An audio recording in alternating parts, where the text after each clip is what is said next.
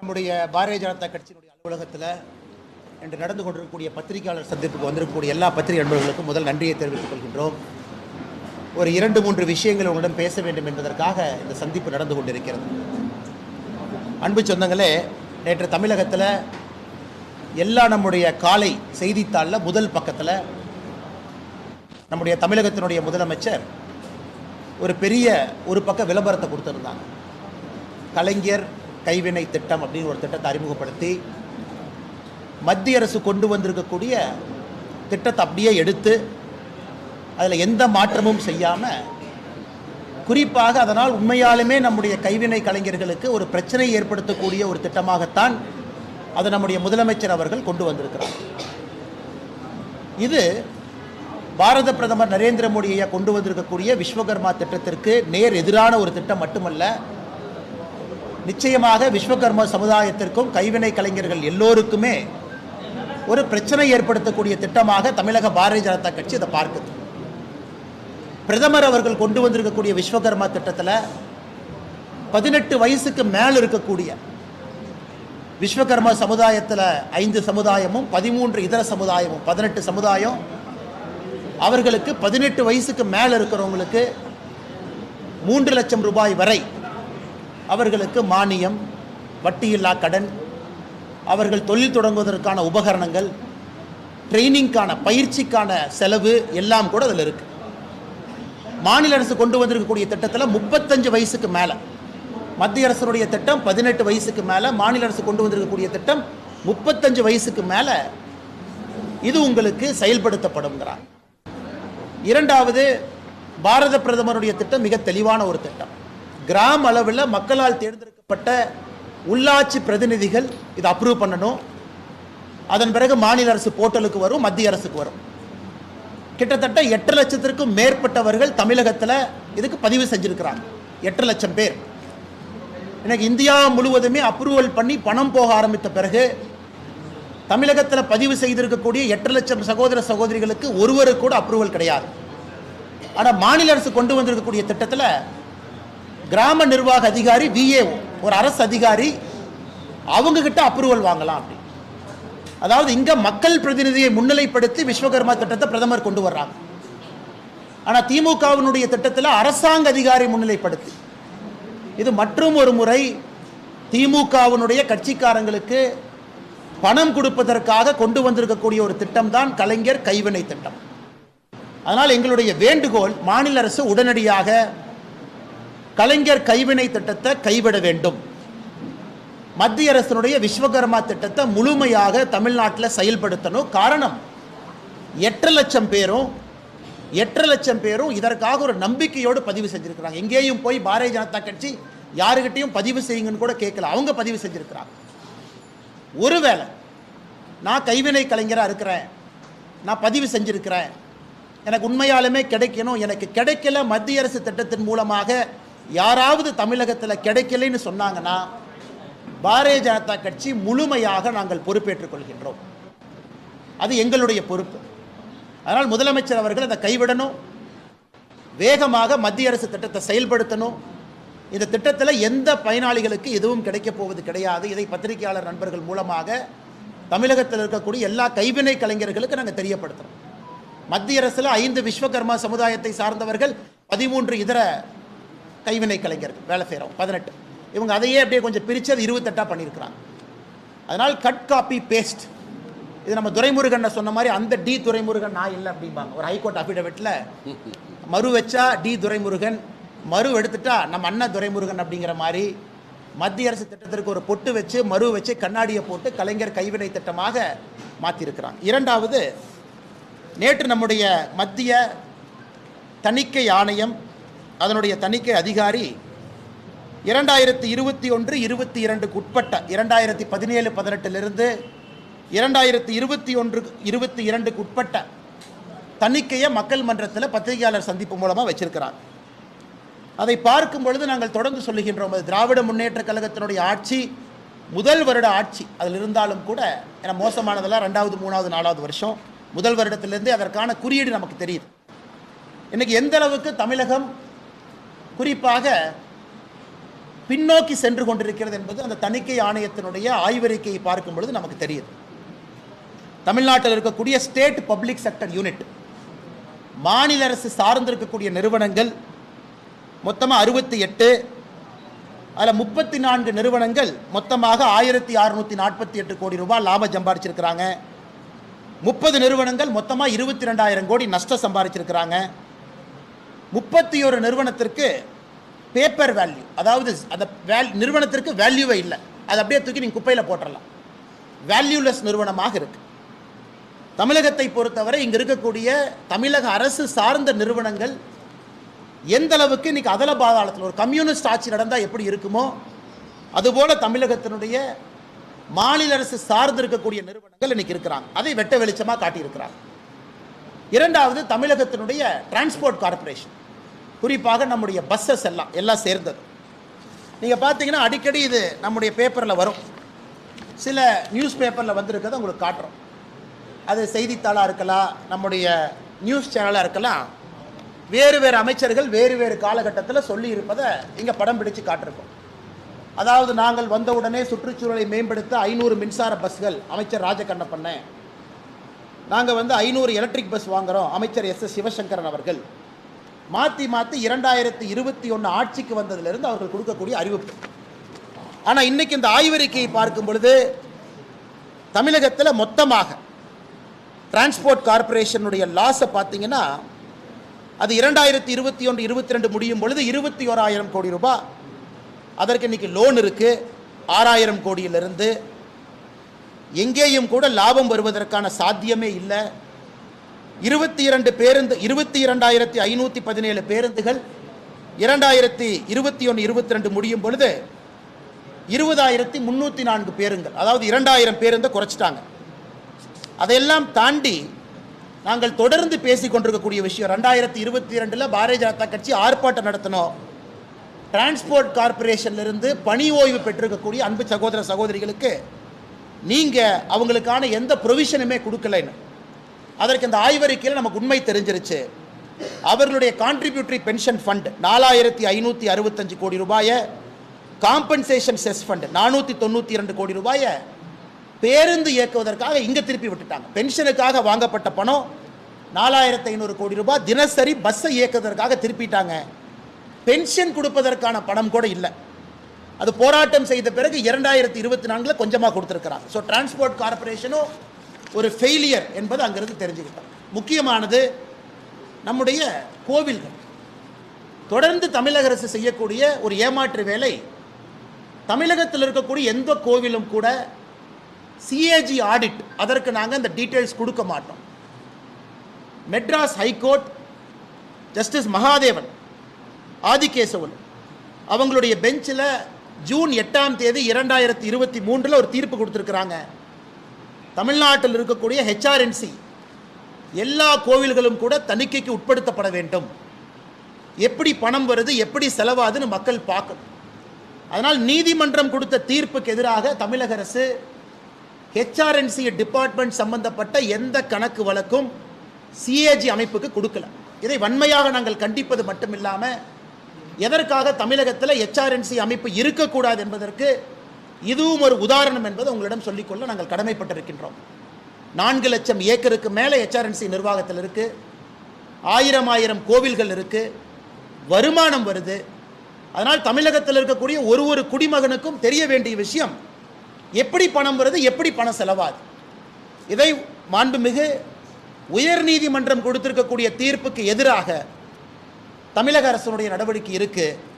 இதற்காக பாரதிய ஜனதா கட்சி மாண்புமிகு நீதிமன்றத்தில், உயர்நீதிமன்றத்தில் contempt of court Bharatiya Janata கட்சி தமிழக அரசின் மீது நாங்கள் ஃபைல் பண்ண போகிறோம். குறிப்பாக ஹெச்ஆர்என்சியினுடைய ரெக்கார்ட்ஸ் எதுவுமே கொடுக்காமல் அலக்கழித்து அதை ரிப்போர்ட்டில் காமிச்சிருக்கிறாங்க. நாங்கள் செக்ரட்டரியை பார்த்தோம், சீஃப் செக்ரட்டரியை 3 முறை முறையிட்டோம், எங்கேயும் கூட எங்களுக்கு எதுவும் கிடைக்கல. அதையெல்லாம் தாண்டி இன்னும் நம்ம ஃபினான்சியெல்லாம் பார்க்கும் பொழுது அதல பாதாளத்தில் தமிழகத்தினுடைய அரசு இயந்திரம் செயல்பட்டு கொண்டிருக்கிறது என்பதை இந்த தணிக்கை உறுதி செஞ்சு. ஏன்னா அடுத்த தணிக்கை வர்றதுக்கு இன்னும் 4 வருஷம் ஆகும். 4 வருஷம் கழித்து இன்னொரு பத்திரிகையாளர் சந்திப்பில் பேசுவதை விட இப்பொழுதே தமிழக அரசு விழித்து கொள்ள வேண்டும். சும்மா ஏதோ ஒரு இண்டிகேட்டர் 2 இண்டிகேட்டர் உயர்ந்திருக்குது அப்படிங்கிறத திரும்ப திரும்ப பேசுகிறாங்க. ஒரு இண்டிகேட்டர் நல்லா இருக்குன்னா 99 இண்டிகேட்டர் மோசமாக இருக்குது. அதனால் இன்றைக்கி நம்முடைய மீடியா நண்பர்களுக்கும் அன்பான வேண்டுகோள், இந்த சிஏஜி ரிப்போர்ட்டை நீங்கள் கொஞ்சம் நல்லா அனலைஸ் பண்ணி உங்களுடைய சேனலில் செக்டார் வைஸாக நீங்கள் போடணும். ஹெல்த் எப்படி இருக்குது, எஜுகேஷன் எப்படி இருக்குது, சோஷியல் செக்டர் எப்படி இருக்குது, ஒரு டிபார்ட்மெண்ட்டும் எப்படி இருக்குது, உயர்ந்திருக்கா தாழ்ந்திருக்கா என்பதையெல்லாம் நீங்கள் உங்களுடைய பத்திரிகை சேனல் மூலமாக, பிரிண்ட் எலக்ட்ரானிக் மீடியா மூலமாக நீங்கள் மக்களுக்கு எடுத்து காட்ட வேண்டும். நாங்கள் உங்களுக்கு சில விஷயங்களை மட்டும் குறிப்புகளை கொடுக்குறோம், நீங்கள் அதை டீட்டெயிலாக எடுத்துகிட்டு செல்ல வேண்டும் என்பது எங்களுடைய ஆசை. மூன்றாவது, நாங்கள் அதானிக்கும் திமுக அரசு கான்ட்ராக்ட் கொடுத்துருக்குறாங்க அப்படிங்கிறத தொடர்ந்து பேசுகிறோம். அதற்கு ஒரு அமைச்சர் என்ன சொல்கிறார், இல்லை அது அதிமுக ஆட்சியில் கொடுத்தாங்க, நாங்கள் கொடுக்கல. அதற்கு நாங்கள் சொல்கிறோம், இல்லை நீங்கள் ஆட்சிக்கு வந்த பிறகு மறுபடியும் நீங்கள் கொடுத்துருக்கிறீங்களே, கமுதி சோலார் பவர் பிளான்ட்டுக்கு நீங்கள் கொடுத்துருக்கிறேன். அதனால் முதலமைச்சர் அவர்கள் நேற்று சட்டமன்றத்தில் பேசும் பொழுது எதிர்க்கட்சிகள் என் மேலே அபாண்டமான குற்றச்சாட்டு வைக்கிறாங்க, நான் அதானியை சந்திச்சதே இல்லை அப்படின்னு. எங்கேயும் கூட பாரதிய ஜனதா கட்சி மாண்புமிகு முதலமைச்சர் அவர்கள் அதானியை சந்திச்சாங்கன்னு நாங்கள் சொல்லலை. அதானியை சந்திப்பது குற்றமும் அல்ல. நீங்கள் அதானிக்கு கான்ட்ராக்ட் கொடுத்துருக்கிறீங்க அப்படிங்கிறதா எங்களுடைய கேள்வி முதல்ல இருந்து. ஆனால் இன்று முதலமைச்சர் அவர்களுக்கு நாங்கள் ஒரு கேள்வி கேட்கிறோம். ஏன்னா நீங்கள் தான் சொன்னீங்க நான் அதானியை சந்திக்கலை. நாங்கள் உங்களுடைய மருமகனும் அதானி அவர்களும் சந்திச்சாங்க அப்படிங்கிற குற்றச்சாட்டு வைக்கிறோம். உங்கள் சார்பாக உங்களை சார்ந்திருக்கக்கூடிய ஐஏஎஸ் அதிகாரிகள், பர்சனல் செக்ரட்டரி, பிரைவேட் செக்ரட்டரி, இவர்கள் அதானி நிறுவனத்தை சார்ந்த அதிகாரிகளை சந்திக்கிறாருன்னு சொல்கிறோம். போன வாரமும் சந்திப்பு நடந்திருக்கு. உங்கள் மருமக சந்திக்கிறாரு, உங்களை சுற்றி இருக்கக்கூடிய அதிகாரிகள் சந்திக்கிறாங்க. இப்போவும் அதானி அவர்களை சந்திப்பது தப்புன்னு நாங்கள் சொல்ல, நீங்கள் சொன்னதுக்காக சொல்கிறோம். ஆனால் உங்களுடைய மருமகன் சந்திக்கிறது நீங்கள் சந்திக்கிற மாதிரி தானே. உங்கள் மருமகன் சந்திக்கவே இல்லைன்னு நீங்கள் சட்டமன்றத்தில் நாளைக்கு சொல்லுவீங்களா? சபரீஷன் அவர்கள் இதுவரை அதானி நிறுவனத்தை சார்ந்த யாரையும் ஒரு லீலா பேலஸ் ஹோட்டல்லையோ அவருடைய வீட்டிலையோ சென்னையில் இன்னொரு இடத்துல சந்திக்கவில்லை என்று சொல்லட்டும், சந்திச்சார், நாங்கள் ப்ரூஃப் கொடுக்குறோம். அதனால் முதலமைச்சர் அவர்கள் இந்த திசை திருப்புற வேலையை விட்டுட்டு பாரதிய ஜனதா கட்சி அதானின்னு அவருடைய எம்பிக்கெல்லாம் அங்கே போய் கூக்கூரில் இருறாங்க. நாங்கள் தமிழக பாரதிய ஜனதா கட்சி சொல்வது, நீங்கள் அதானி கான்ட்ராக்ட் கொடுத்துருக்கிறீங்க, அது நல்ல விதத்தில் கொடுத்தீங்களா, நல்ல விதத்தில் கொடுக்கலையான்னு மக்கள் மன்றத்தில் வைங்க. அதனால் அதானியை சந்திக்கவில்லை என்று மடை மாற்றக்கூடிய முயற்சியை முதலமைச்சர் அவர் கைவிடணும். அவர் சட்டமன்றத்தில் பேசியதற்காக நாளை அவர் கிளாரிஃபை பண்ணட்டும். அவர் சார்பாக மருமகனோ அவரை சார்ந்திருக்கக்கூடிய அதிகாரிகளோ சந்திக்கவில்லை என்று சொல்லட்டும். அடுத்து நாங்கள் பதில் சொல்கிறோம், எந்த தேதியில் எங்கே சந்திச்சாங்க நாங்கள் சொல்லட்டும். இந்த 3 விஷயங்கள் உங்களிடம் சொல்ல வேண்டும். இதையெல்லாம் பத்திரிகை நண்பர்கள் நீங்கள் மக்கள்கிட்ட எடுத்துகிட்டு போகணும். அதே நேரத்தில் உங்களுக்கு இருக்கக்கூடிய கேள்விகளுக்கு பதில் சொல்வதற்கு நாங்கள் கடமைப்பட்டிருக்கின்றோம். ஆமாங்க.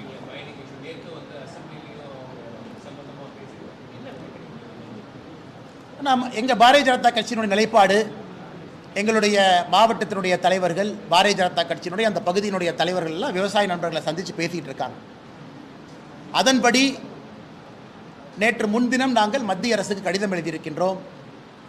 இதுபோல் என்ன கடிதத்தில் சொல்லியிருக்கோம் அப்படின்னா, விவசாயிகளுடைய கோரிக்கையை ஏற்று அங்கு வரக்கூடிய மாலிபெட்னம், டங்ஸ்டன், அந்த மைனிங்கை மத்திய அரசு ரத்து செய்ய வேண்டும் என்பது பாரதிய ஜனதா கட்சி அதிகாரப்பூர்வமாக நாங்கள் தெரிவித்திருக்கின்றோம். நாளை காலை புதுடெல்லியில் கட்சியின் சார்பாக நானும் அண்ணன் எல் முருகன் அவர்களும் கிஷன் ரெட்டி அமைச்சர் அவர்களும் அலுவலகத்தில் சந்திக்கிறோம். நிச்சயமாக ஒரு நல்ல செய்தியோடு வருகின்றோம். நீங்கள் நல்லா பார்த்தீங்கன்னா அதற்கு எங்களுடைய தவறு எங்கேயும் கிடையாது. தொடர்ந்து நாங்கள் பேசிக்கொண்டிருப்பது, திமுக அரசு பிப்ரவரியில் ஒரு இங்கிலீஷ் பத்திரிகையில் ஆர்டிக்கல் வருது, மாநில அரசை சார்ந்த அதிகாரிகள் மத்திய அரசுக்கு இன்புட் கொடுத்துருக்குறாங்க, இந்த டங்ஸ்டன் எடுப்பதற்கான சாத்தியக்கூறுகளை பற்றி பேசியிருக்காங்க. இன்றைக்கி முதலமைச்சர் அவர்கள் சட்டமன்றத்தில் வெள்ளை அறிக்கை தாக்கல் செய்யட்டும். மாநில அரசு சார்பாக எந்த அதிகாரியுமே பேசலை, எந்த அதிகாரியும் மத்திய அரசுக்கு இன்புட்டே கொடுக்கல அப்படின்னு அவங்க சட்டமன்றத்தில் சொல்லட்டும். அதை வைத்து ஒரு ஆங்கில பத்திரிகை ஒரு அதிகாரியை கோட் பண்ணி எழுதியிருக்கிறாங்க. அந்த ஆங்கில பத்திரிகையினுடைய பேர் நான் சொல்ல விரும்பலைங்கன்னா அது எல்லாத்துக்கும் தெரியும். அவங்க ஸ்டோரி எழுதியிருக்கிறாங்க பிப்ரவரியில். 10 மாதம் கழித்து இன்னைக்கு இதை பிரச்சனையாக எழுப்புவதற்கு காரணம் என்ன? பாரதிய ஜனதா கட்சி எப்போதும் விவசாயிகளோடு இருக்கின்றோம். பிரச்சனை உருவாக்கியது திமுக. மத்திய அரசு ஜார்க்கண்ட் உட்பட தமிழகம் உட்பட டங்ஸ்டன் மைனிங் எல்லாம் கொடுத்துருக்குறாங்க. ஆனால் விவசாய நண்பர்கள் கேட்டுக்கொண்டதற்கு இணங்க நாங்கள் பாரதிய ஜனதா கட்சி மத்திய அரசு கடிதம் எழுதியிருக்கின்றோம். சட்டமன்றத்தில் எங்களுடைய சட்டமன்ற குழு தலைவர் அண்ணன் நயினார் நாகேந்திரன் அவர்கள் சட்டமன்றத்தில் பேசியிருக்கிறாங்க. அதனால் நல்ல முடிவோடு நாங்கள் வருகின்றோம். அது நிச்சயமாக விவசாய பெருமக்களுடைய குரலை எப்பொழுதும் மோடி அவங்க கேட்பாங்க. இந்த முறையும் அது நடக்கும்.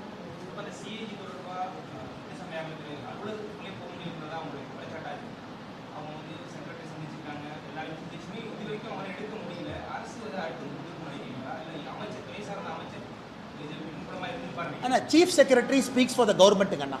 ஒரு மாநிலத்தினுடைய தலைமைச் செயலாளர் முதலமைச்சருக்காக அவருடைய நடவடிக்கை எப்பொழுதுமே இருக்கும். தலைமைச் செயலாளருடைய நடவடிக்கை வந்து முதலமைச்சர் நடவடிக்கைக்கு வேறுன்னு நம்ம சொல்ல முடியாது. Chief secretary speaks for the chief minister. 2 முறை தலைமைச் செயலாளரை சந்தித்து சிஏஜி முறையிட்டிருக்கிறாங்க. 2 முறையும் கூட தலைமைச் செயலாளர் அதற்கு ஒப்புக்கொள்ளவில்லை என்றால் திமுக ஆட்சிக்கு வந்த பிறகு மாண்புமிகு உயர்நீதிமன்றம் ஜூன் 6, 2023 அவங்க தீர்ப்பு கொடுத்திருக்கிறாங்க. Justice Mahadevan, justice Adikesavan. அப்படி இருந்து இவர்கள் மதிக்கவில்லை என்றால் எதையோ மறைக்க முயற்சிக்கிறாங்க. அது தெள்ள தெளிவாக தெரியுது, வெட்ட வெளிச்சமாக தெரியுது. எதையோ மறைக்க முயற்சிக்கிறீங்க நீங்கள்? ரெண்டல் இன்கம் எங்கிருந்து வருது, யார் கொடுக்குறாங்க, இதை கண்டுபிடிச்சிருவாங்களா? இல்லை ஆளுங்கட்சிக்காரங்க கையில் கோயில் நிலம் இருக்கிறத கண்டுபிடிச்சிருவாங்களா? இல்லை ஆளுங்கட்சிக்காரங்க ₹1 வாடகை கொடுக்கறத கண்டுபிடிச்சிருவாங்களா? அதனால் எதை மறைப்பதற்காக முதலமைச்சர் நேர்மையாக இருந்தால், அரசு நேர்மையாக இருந்தால் தணிக்கை பண்ணிட்டு வெள்ளை அறிக்கை கொடுக்கலாமே. பாருங்க, நல்லபடியாக கோயில் நடத்துகிறோம். இந்த பாஜக சும்மா சொல்கிறாங்க. நல்லபடியாக கோயில் நடத்தி இருந்தால் எதற்காக நீங்கள் அதை மூடி நாங்கள் தணிக்கைக்கே வரமாட்டேன்னு சொல்லணும்? 2 முறை அந்த துறையினுடைய உயரதிகாரி செயலாளரை பார்க்குறாங்க, 2 முறை தலைமைச் செயலாளரை பார்க்குறாங்க. அப்படி இருந்தும் கூட அவர்களுக்கு அந்த இன்புட் கிடைக்கவில்லை என்றால் திமுக அரசு எதையோ மறைக்கிறாங்க. அதில் எந்த மாற்று கருத்தும் இல்லை. அதனால் தான் contempt of court Bharatiya Janata கட்சி நாங்கள் செல்ல இருக்கிறோம்.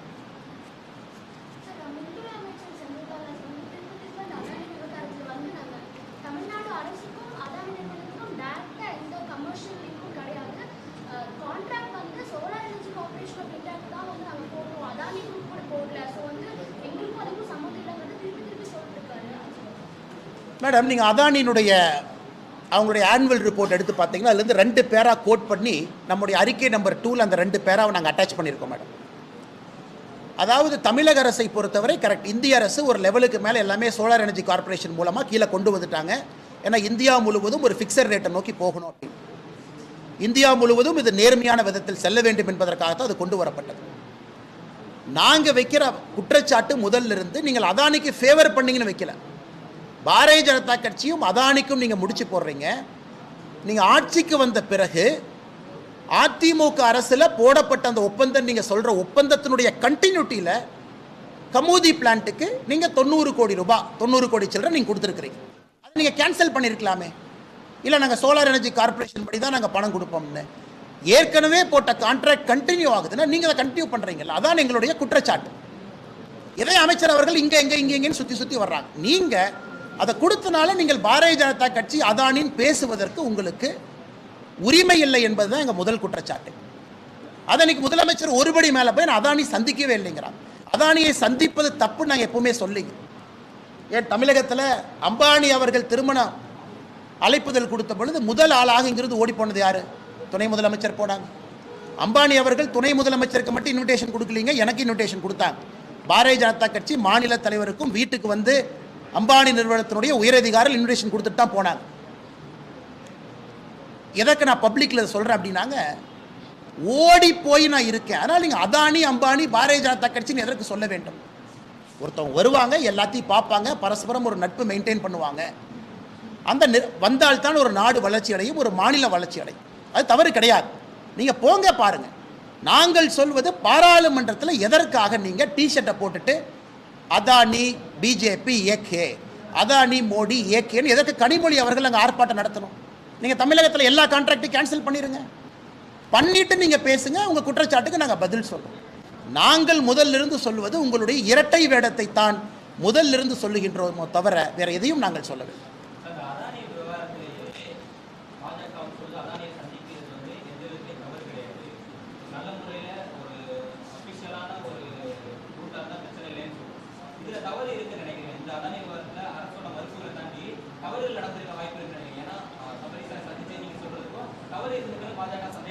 ஆனால் தவறு என்கின்ற குற்றச்சாட்டை இப்போ நான் வைக்கலிங்கண்ணா.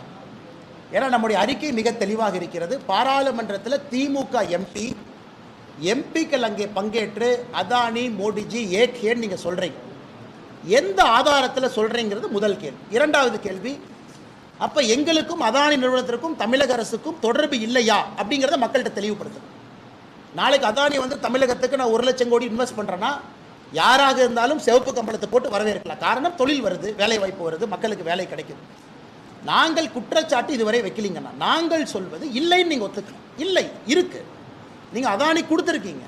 அப்படி இருக்கும் பொழுது பாரதிய ஜனதா கட்சி ஆளுகின்ற மாநிலத்தில் அதானி கொடுத்துருக்குறாங்க, அதனால் ஃபேவர் பண்ணுறாங்கன்னு நீங்கள் சொல்கிற குற்றச்சாட்டில் எந்த உண்மை இருக்கிறது என்பதுதான் எங்களுடைய தொடர் கேள்வி. ஏன்னா முதலமைச்சர் அவர்கள் நான் அதானி சந்திக்கல அப்படிங்கிறார். நாங்கள் எங்கேயுமே முதலமைச்சர் அவர்கள் அதானியை சந்திச்சாங்க சந்திக்கலின்னு சொல்லவே இல்லை. முதலமைச்சரே வாலண்டியராக வந்து நான் அதானியை சந்திக்கவில்லை என்று நீங்கள் சொல்கிறனால, அப்போ உங்களை பொறுத்தவரை அதானியை சந்திக்கிறத தப்புன்னு நீங்களே சட்டமன்றத்தில் உங்களுடைய உள்மனதை சொல்லும் பொழுது உங்கள் சார்பாக யாராவது சந்திச்சிருந்தா தப்பு தானே. ஆனால் நீங்கள் நான் சந்திக்கலின்னு சொல்கிறீங்க. அதனால் முதலமைச்சருக்கு நாங்கள் வைக்கக்கூடிய கேள்வி, நீங்கள் சந்திக்கலின்னு சொல்கிறனால உங்கள் மருமகன் சந்திக்கலின்னு நீங்கள் சொல்கிறீங்களா? மறுபடியும் சொல்கிறாங்க, நான் சந்திப்பது தவறு கிடையாது. நாளைக்கு அதானி 1 லட்சம் கோடி கொடுக்குறேன்னா சந்திச்சு தான் ஆகணும். மாநிலத்தில் வாங்க, பணம் கொடுங்க. நீங்களே வாலண்டியரை ஏன் நான் சந்திக்கலைங்க? அப்போ நான் அதானி வேற நான் வேறன்னு நீங்கள் சொல்லும் பொழுது உங்கள் குடும்பத்தில் யாருமே சந்திக்கலையாங்கிறத எங்களுடைய கேள்வி. 100% சந்திச்சிருக்காங்கண்ணா. நான் ரூம் நம்பரோட நான் சொல்கிறேங்கண்ணா, முதலமைச்சர் சட்டமன்றத்தில் இல்லைன்னு சொல்லிட்டுங்க. முதலமைச்சருடைய அவரை சுற்றி இருக்கக்கூடிய ஐஏஎஸ் அதிகாரிகள், பிரைவேட் செக்ரட்டரி, பர்சனல் செக்ரட்டரி, அவங்க அதானியினுடைய அதிகாரிகள் ரெகுலராக சந்திக்கிறாங்க. ஏன்னா அவங்க முதலமைச்சருக்காக பேசுகிறாங்க. சந்திப்பு நடக்குது, இந்த வாரமும் நடக்குது. என்னங்கண்ணா, அதான் நான் சொல்கிறேங்கண்ணா, சட்டமன்றத்தில் இது சொல்வதற்கான காரணம் என்னன்னு கேட்குறேன். நான் அதானி சந்திக்கவே இல்லை. அப்போ அதானியை சந்திப்பது ஒரு குற்றம், அதனால் நான் சந்திக்கலைன்னு நீங்கள் சொன்னால் மருமகன் சந்திக்கலையா? அதையே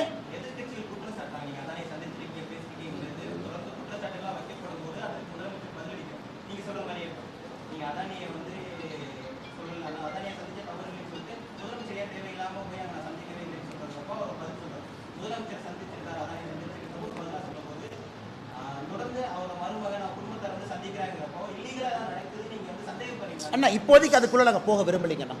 அதுக்குள்ளே நாங்கள் போகலை. முதலமைச்சரையா வாலண்டியராக வந்து நான் சந்திக்கலைன்னா அமெரிக்காவில் ஒரு கோர்ட்டில் அங்கே இருக்கக்கூடிய அரசு நிறுவனம் ஒரு சார்ஜ் ஃபைல் பண்ணியிருக்காங்க. குறிப்பாக தமிழகம் அதில் குறிப்பிட்டிருக்காங்க. அதில் தமிழகத்தினுடைய மின்சார கொள்முதலை குறிப்பிட்டிருக்கிறாங்க. இங்கே நடந்திருக்குன்னு சொல்கிறாங்க. பாரதிய ஜனதா கட்சியினுடைய தொடர் குற்றச்சாட்டு, உங்களுக்கு அது ஜூரிஸ்டிக்ஷன் இல்லைங்கிறது நம்ம குற்றச்சாட்டு. அமெரிக்காவிலேருந்து நீயே எங்களுக்கு சொல்கிறேன், அது உங்கள் ஜூரிஸ்டிக்ஷனே கிடையாது. எங்கள் நாட்டில் பிரச்சனை இருந்தால் நாங்கள் அதை பார்த்துக்கிறோம். யார் வேணாலும் ஒரு மெட்ராஸ் ஹைகோர்ட்டில் கம்ப்ளைண்ட் கொடுக்கட்டும், தமிழ்நாட்டில் டிவிஎஸ்சியில் போய் கம்ப்ளைண்ட் கொடுக்கட்டும், நாங்கள் விசாரிக்கிறோம். அதுதான் நம்மளுடைய அந்த குற்றச்சாட்டு. முதலமைச்சர் வாலண்டியராக வந்து இல்லை இல்லை இல்லைன்னு சொல்கிறது தான் நீங்கள் கேட்பது போல் சந்தேகம் எழுதா அப்படின்னு கேட்குறீங்க. நான் முதலமைச்சருக்கு சொல்கிறது, நீங்கள் சட்டமன்றத்தில் மக்கள் மன்றத்தில் நான் சந்திக்கலைன்னு நீங்கள் சொல்கிறீங்க. உங்கள் மருமகன் சந்திச்சிருந்தா அப்போ நீங்கள் குற்றத்தை ஒப்புக்கிட்டுக்கிறீங்க. ஏன்னா நீங்கள் தான் அதை மறைக்க பார்க்குறீங்க. நான் அந்த குற்றங்கிற பாயிண்ட்டுக்கே போலிங்கண்ணா. ஏன்னா தொடர்ந்து டிஐபிஆர் ஸ்டேட்மெண்ட் இஷ்யூ பண்ணுறாங்க. நாங்கள் எந்த கான்ட்ராக்ட் கொடுக்கல, கான்ட்ராக்ட் கொடுத்துருக்கீங்க. அப்படி இருக்கும் பொழுது பாரதிய ஜனதா கட்சியும் அதானியும் உங்களுடைய எம்பிக்கள் பாராளுமன்றத்தில் எதற்காக சம்பந்தப்படுத்தி அமளி தொழிலே ஈடுபடுகின்றார்கள் என்பதுதான் எங்களுடைய குற்றச்சாட்டு.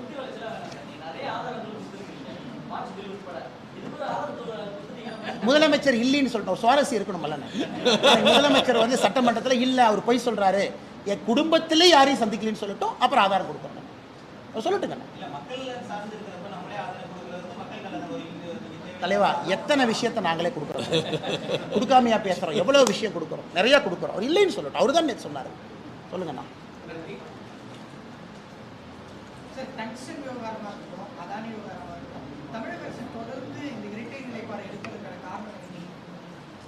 ஒன்று தமிழக அரசு புரிந்து கொள்ள வேண்டுங்கன்னா, இன்னைக்கு நம்முடைய இந்திய அரசு வளர்ச்சி பாதையிலே செல்ல வேண்டும் என்றால்,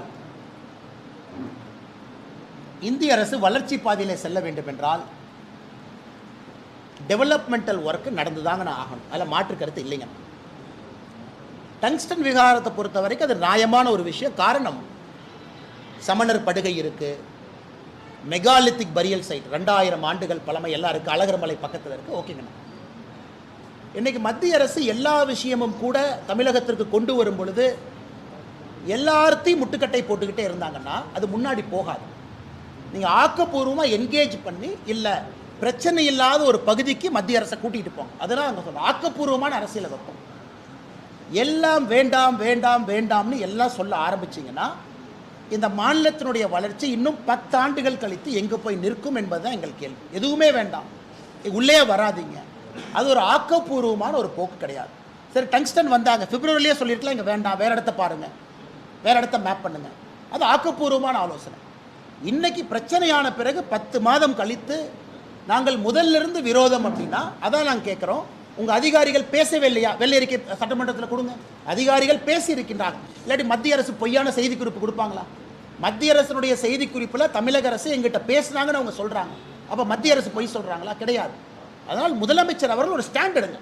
டெவலப்மெண்ட்டா நோ டெவலப்மெண்ட்டா, அந்த டெவலப்மெண்ட் எந்த மாதிரி? ஸோ நீங்கள் போராட்டம் வெடிக்குது, அதன் பிறகு நான் ஸ்டாண்டை மாற்றினேன் அப்படிங்கிறது ஒரு நல்ல முதலமைச்சருக்கு அழகு கிடையாது.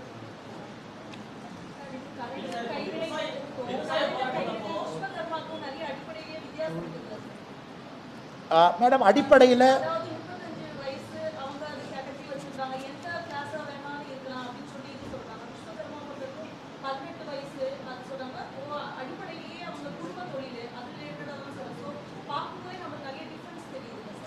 மேடம் இங்கே பாருங்கள், 18 வயசு தமிழக அரசுக்கு நான் கேள்வி கேட்குறேன். 18 வயசுலேருந்து 35 வயசு வரைக்கும் நீங்கள் சொல்லியிருக்கக்கூடிய இந்த 28 தொழில் ஒரு சகோதரன் சகோதரி செய்கிறாருன்னா ஏன் நீங்கள் லோன் கொடுக்கல?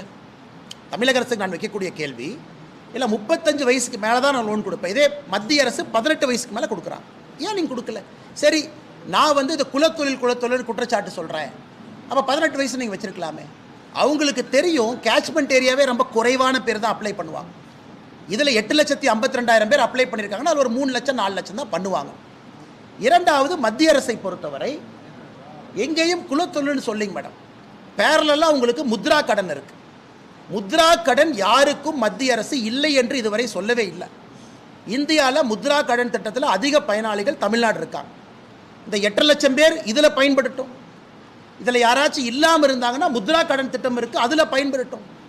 எதற்காக ஒரு அரசியலுக்காக தடுக்கின்றீர்கள் என்பது எங்கள் கேள்வி. இதே ஆர்கியூமெண்ட்டை தமிழக அரசுக்கு வைக்கிறோம். ஆதி திராவிட டெவலப்மெண்ட் கார்பரேஷன், அதில் என்ன சொல்கிறீங்க? ஆதி திராவிட இளைஞராக இருந்தால், யூத்தாக இருந்தால் முடி திருத்தக்கூடிய ட்ரைனிங் கொடுக்குறீங்க வேலை வாய்ப்போடு, அயன் பாக்ஸ் ட்ரைனிங் கொடுக்குறீங்க, அது குலத்தொழில் இல்லையா? இது தமிழகத்தினுடைய ஆதி திராவிட டெவலப்மெண்ட் கார்பரேஷன் நடத்தக்கூடிய திட்டம். தமிழகத்தினுடைய புதிய கல்விக் கொள்கை ஜஸ்டிஸ் சந்துரு, அதில் என்ன சொல்கிறீங்க? மீனவர்களுடைய குழந்தைகளாக இருந்தால் தட்டச்சு பயிற்சி சொல்லிக் கொடுக்குறோம், அது குலத்தொழில் இல்லையா? அதனால் நாங்கள் கேட்பது, இதை குலத்தொழில்னா இதை ஏன் குலத்தொழில் இல்லைன்னு நீங்கள் சொல்கிறீங்க? இன்னைக்கு யாராவது இல்லைங்க ஐயா நான் கயிறு திரிக்கிறேன், நான் எனக்கு லோன் வராமல் இருக்குன்னு குற்றச்சாட்டு சொன்னாங்கன்னா அவர்களுக்கு முத்ரா திட்டத்தில் இருக்குது. இன்னைக்கு எல்லோருமே அதில் கவராங்க. 8 லட்சம் பேர் வாலண்டியர் ரெஜிஸ்டர் பண்ணுறாங்க. தமிழக அரசுடைய எதிர்ப்பை தாண்டி அந்த 8 லட்சம் பேர்த்தை ஏன் நீங்கள் தடுக்கிறீங்கன்னு தான் எங்களுடைய கேள்வி. அதே நேரத்தில் உங்களுடைய அமைப்புகள் நடத்தக்கூடிய ட்ரைனிங்கும் இது போல் இருந்து அதையும் குலத்தொழில் நாங்கள் குற்றச்சாட்டு சொல்கிறோமே, அதையே நீங்கள் ஏற்றுக்க மாட்டீங்க.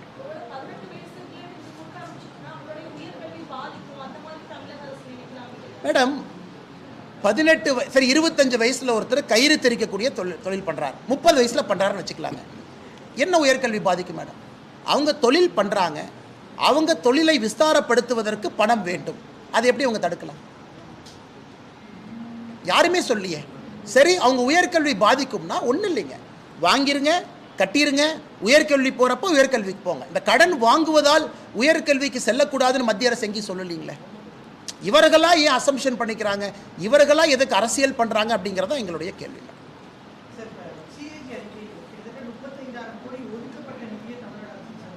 நல்ல கேள்விங்கண்ணா. அதில் குறிப்பாக பாருங்கன்னா 1000 கோடி ரூபாய் தொடர்ந்து நாம் வைக்கக்கூடிய குற்றச்சாட்டு, குறிப்பாக திமுக அரசுடைய முதல் ஆண்டில் SC ST சப்ளானில் பட்டியலின சகோதர சகோதரிகள், பழங்குடியின சகோதர சகோதரிகளுக்கு வந்திருக்கக்கூடிய பணத்தை 1000 கோடி ரூபாயை திருப்பி அனுப்பியிருக்காங்க, செலவே செய்யாமல் மத்திய அரசுக்கு மாநில அரசு அனுப்பியிருக்கிறாங்க. அதையும் இந்த CAG அறிக்கை சுட்டி காட்டியிருக்கிறாங்க. கேட்டால் சமூக நீதி பேசுவாங்க, ஆனால் SC ST சப்ளானில் வந்திருக்கக்கூடிய 1000 கோடி ரூபாய் அப்படியே அனுப்பிச்சிருக்கிறாங்க. அதனால் இதையெல்லாம் வாய்க்கிலேயே பேசக்கூடிய திமுக அரசு ஆனால் அது ஆரம்பம் தான். நம்ம அடுத்த ரிப்போர்ட் தான் முழுமையாக பார்க்கணும். ஆரம்பமே சரியில்லாமல் இருக்கும் பொழுது இன்னும் 3 ஆண்டுகள் கழித்து இதை பார்க்கும் பொழுது நீங்கள் பாருங்கள், கடன் மட்டும் எவ்வளோ வாங்கியிருக்கோம் பாருங்கண்ணா. 2022-23க்கான கடன் பாருங்கள், 90,000 கோடி ரூபாய், 90,481 கோடி ரூபாய் 2022-23. 2018 நம்முடைய ஸ்டேட் ஜிடிபிக்கு கடன் வந்து 22%. 2022-23 அது 29% போயிடுச்சு. இன்னைக்கு மத்திய அரசுடைய சீலிங் லிமிட்டில் தமிழக அரசு இருக்கு. அதனால் தமிழகத்தில் நாங்கள் தொடர்ந்து குற்றச்சாட்டுவது மாநில அரசினுடைய நிதி நிலைமை அதல பாதாளத்தில் இருக்கு. இவர்களை நம்பி எந்த ஆக்கப்பூர்வமான வேலையும் பண்ண முடியாது. அதனால தான் ஸ்கூல் ஒழுகுது, அதனால தான் ரோடு போடாமல் இருக்கிறாங்க, அதனால தான் மருத்துவமனையில் லைட்டு போட்டு கேண்டில் லைட்டில் செவிலியர் பிரசவம் பார்க்குறாங்க, அதனால தான் மருத்துவமனையில் நேற்று நர்ஸு ஒரு செவிலியர் ஆப்ரேஷன் பண்ண போய் ஒருத்தவங்க இறந்துட்டாங்கிற குற்றச்சாட்டு. தினமும் தமிழக அரசு மருத்துவமனையில் ஒரு பிரச்சனை வெளியே வருதுன்னா என்ன அர்த்தம்? இவர்கள் தமிழகத்தை சரியான முறையில் வழி நடத்தலை. சிஏஜி ஆய்வறிக்கை சொல்லுது. அது தினமும் கூட உங்கள் டிவியில் நீங்கள் ஒரு இஷ்யூவாக போடுறீங்க அப்படிங்கிறத எங்கள் குற்றச்சாட்டுங்க. அதனால் நாங்கள் திராவிட மாடல்னு வாய்க்கிலே எதுக்கு பேசுகிறீங்க? எது திராவிட மாடல் என்பது எங்களுடைய தொடர் கேள்வியாக இருக்குது. வேறங்கண்ணா,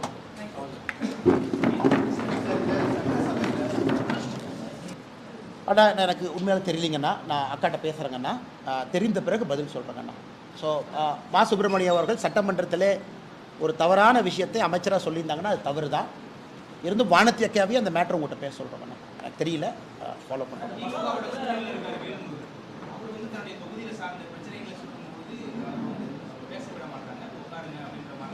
இது அட்லீஸ்ட் பத்திரிகை நண்பர்கள் நீங்கள் லைவாக பார்க்குறீங்க, நாங்கள் டிவியில எல்லாம் பார்க்குறோம். நீங்கள் எல்லாம் கட் பண்ணி சிஎம்மோட வெள்ளை கலர் சட்டையும் உதயநிதி ஸ்டாலின் அவர் டிஷர்ட்டில் இருக்கக்கூடிய உதயசூரியன் இதை தான் மாற்றி காட்டுறாங்க. அதனால தான் நீங்கள் கேட்கக்கூடிய நிறைய கேள்விக்கு எங்களால் பதில் சொல்ல முடியவில்லை. காரணம், லைவாக என்ன நடக்குதுன்னே நாங்கள் பார்க்கலிங்கண்ணா. அதான் உண்மை. எங்களுக்கு தெரியறதில்ல, பத்திரிகை நண்பர்கள் நீங்கள் பார்க்குறீங்க. ஆனால் இன்றைக்கு திமுக அரசை பொறுத்தவரை அந்த சட்டமன்றத்தினுடைய அவங்களே தேர்தல் அறிக்கையில் கொடுத்துருந்தாங்க, லைவ் ப்ரொசீடிங்கை காட்டுறோம் அப்படி.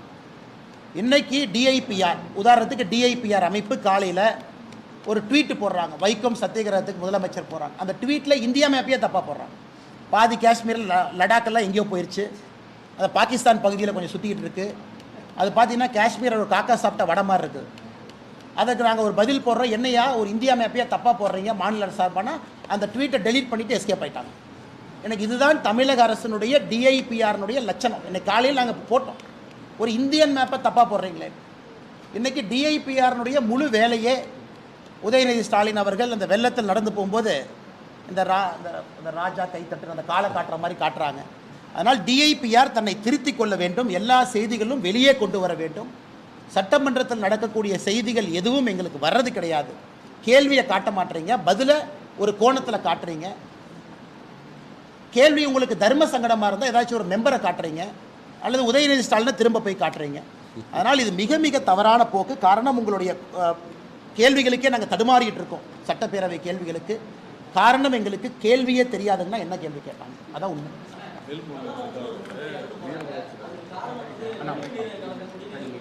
அண்ணா கொஞ்சம் சத்தமாக சொல்லுங்கண்ணா. சாரிங்கண்ணா, கரெக்ட்.